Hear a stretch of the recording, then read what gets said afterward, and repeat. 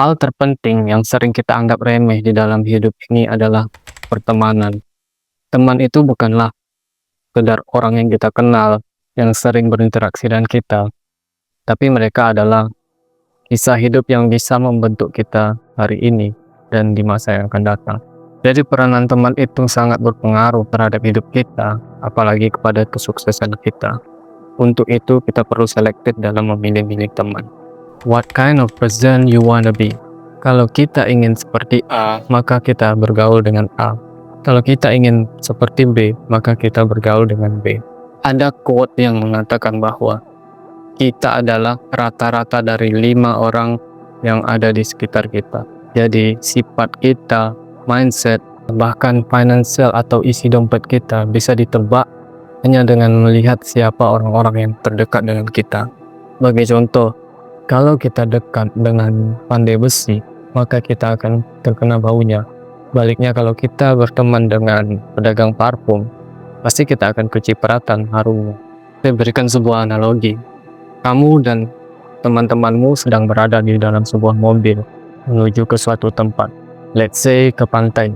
Seiring perjalanan, bau keringat, bau mulut, bau makanan yang kalian bawa mungkin, itu bercampur aduk. Tapi kalian udah nggak aware dengan bau itu, karena hidung kalian sudah mentoleransi dan menyesuaikan dengan aroma itu. Kalian merasa nggak ada yang aneh gitu, biasa-biasa aja. Accidentally dalam perjalanan, kamu melihat temanmu di pinggir jalan, dan kamu bilang, "Bro, mari ikut kita ke pantai."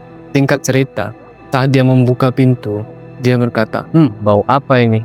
Dia merasakan aroma yang semua orang di dalam mobil nggak merasakan. Begitu juga dalam pergaulan, kita nggak selektif dalam memilih teman, justru kita bergaul dengan teman-teman yang negatif. Takutnya, seperti kisah di dalam mobil tadi, kita udah nggak realize kalau pergaulan kita atau circle kita ini udah nggak benar gitu, udah nggak sehat. Kita merasa nggak ada yang aneh, biasa-biasa aja gitu. Padahal di sisi lain, orang udah resah, bahkan mungkin prihatin dengan kita gitu. Jangan pilih-pilih teman dong, mau dia seperti setan, nggak punya tujuan hidup. Kita ini kan udah dewasa, apa yang nggak bagus ya jangan kita tiru. Disclaimer ya, ini bukan ajakan untuk menjadi sombong, tapi untuk mendorong kita agar lebih alert atau waspada terhadap hal-hal yang negatif yang ada di sekitar kita, yang nantinya akan berimpact buruk terhadap diri kita sendiri. Ini bukan memilih-milih teman atas dasar suku, ras, ataupun agama, tapi ini memilih teman berdasarkan karakternya dia, karena karakter itu ibarat penyakit yang bisa menular. Ada orang yang lagi sakit, katakanlah flu atau sebagainya gitu. Ketika kita pasti menghindar dengan orang itu, atau menjaga jarak agar kita tidak ketularan.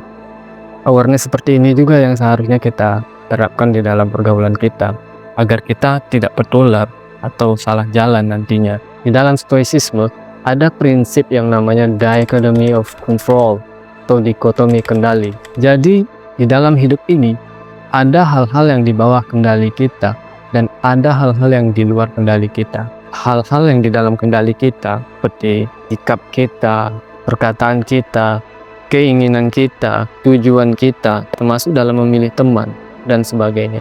Hal-hal yang di luar kendali kita seperti tindakan orang lain, opini atau perasaan orang lain, termasuk kematian, kesehatan, dan sebagainya.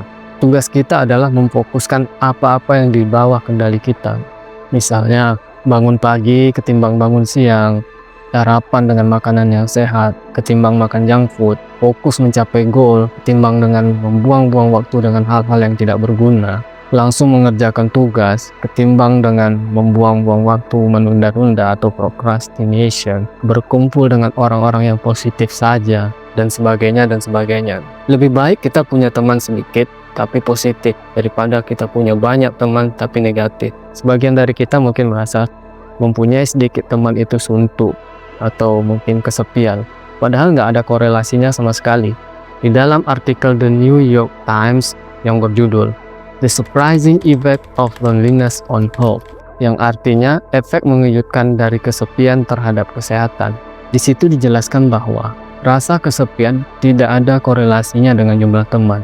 Seseorang mungkin mempunyai sedikit teman, tetapi dia nggak merasa kesepian. In other side, seseorang bisa dikelilingi oleh banyak teman, tapi dia merasa kesepian. So, it has no effect at all. Di dalam hubungan antar manusia, kualitas jauh lebih penting daripada kuantitas. Jadi, pilihlah teman-teman yang good attitude, mempunyai goals yang jelas, membuat kita bertumbuh, berempati, berintegritas, dan sebagainya. Sebaliknya, hindari teman-teman yang negatif, yang gak ambisius, yang toxic, selfish, atau gak peduli orang lain, malas, gak bertanggung jawab, iri hati, teman yang mengganggu fokus, tidak menghargai waktu, manipulatif, dan sebagainya. Brian G. Dyson, mantan CEO Coca-Cola, dia pernah bilang, hidup ini ibarat 5 bola yang melambung di udara. 1 bola terbuat dari karet, sedangkan 4 bola lainnya terbuat dari kaca. Jika 1 bola yang terbuat dari karet terjatuh, maka dia bisa melambung kembali. Bola ini disebut dengan pekerjaan. Sedangkan 4 bola lainnya terbuat dari kaca yang jika jatuh dia akan pecah, tergores, atau mungkin hancur, tidak bisa kembali lagi seperti semula, atau nggak bisa digunakan kembali. Bola ini disebut dengan teman, keluarga, kesehatan, nyawa.